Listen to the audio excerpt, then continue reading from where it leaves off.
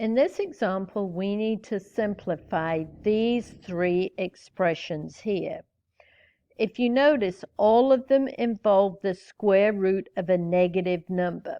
So let's quickly review how to do those, and we need to remember that the imaginary unit I is defined to be I is the square root of -1, where I squared equals -1. This allows us to find the square root of a negative number, because if b is a positive real number, then the square root of -b becomes I, the square root of b. So whenever you see a negative number underneath a square root sign, the first thing you do is you pull out the square root of the -1 as I. And that leaves you with the square root of a positive number. Looking at that first example, A, the square root of -121. Well, the first thing I need to do is pull out the square root of the -1 as I, so it's going to become I times the square root of 121. So this is a fairly easy example, because hopefully you realize that 121 is a perfect square. It is 11 squared. So this is just I times the square root of 121 is 11. But we would never write I times 11. We always write it as 11I. So that is our answer to the first part. Looking at part B, we have the square root of -24. So the first thing I do is I pull out the square root of -1 as I. So it's I times the square root of 24. Now 24 is not a perfect square, so we're going to have to factor it, and there's lots of different ways of factoring 24. So let's say the first thing you think of, it's 2 times 12. And 12 is 2 times 6. And 6 is 2 times 3. So the way I'm going to write my 24 is I'm going to group these two 2's together as 4, and these together as 2 times 3 is 6. So I'm going to write this as I times the square root of 2 times 2 is 4, and 3 times 2 is 6. We want to write it as the product of a perfect square and a non-perfect square. Now I can use the product property of radicals that says this is I times the square root of 4 times the square root of 6.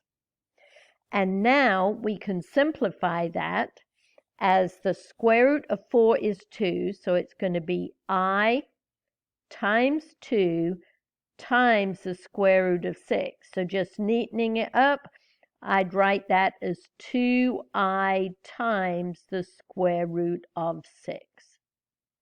Now there are many different ways of factoring 24. If you saw 24 was 4 times 6, where 4 is a perfect square and 6 is 2 times 3, you get to this step a little bit quicker. But it doesn't matter as long as you factor it correctly. Now looking at the third example, we have to simplify the negative square root of -200. Be careful with this one. A lot of students want to take the negative outside and multiply it inside. You cannot do that. So what you have to do is you leave the negative outside. And then how do you simplify the square root of a negative number? You pull out the square root of -1 as I, so we get I times the square root of 200. This negative is just going to stay in front of our answer. 200 is not a perfect square, so we're going to factor it. Remember, there's many different ways of doing it. The first one that comes to mind is 10 times 20. 10 is not a perfect square. It is 2 times 5. Both of those are prime numbers. 20 is 5 times 4. 5 is prime. 4 is a perfect square, so I'm going to leave it alone. The two 5s I'm going to group together, and then don't forget I also need a 2. So I'm going to have negative I, the square root of 5 times 5 is 25, times 4 times 2. Double check, do these multiply to 200? Yes. So this gives me negative I times, using the product property of radicals, the square root of 25 times the square root of 4 times the square root of 2.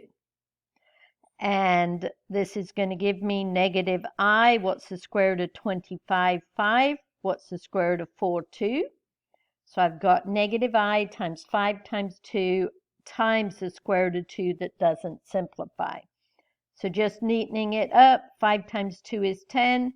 So I have negative 10I times the square root of 2. And that is my answer for part C. Now remember I said there's lots of different ways for factoring our numbers like 200. It would have been a lot more efficient if I'd have realized that 200 is 2 times 100, because 100 is a perfect square. Then what I could have done is at this stage written it as negative I times the square root of 100 times 2, which is negative I times the square root of 100 times the square root of 2, which is negative, the square root of 100 is 10, 10I, the square root of 2. Did I get the same answer both ways? Yes. As long as you're factoring it correctly, it doesn't matter which way you do it.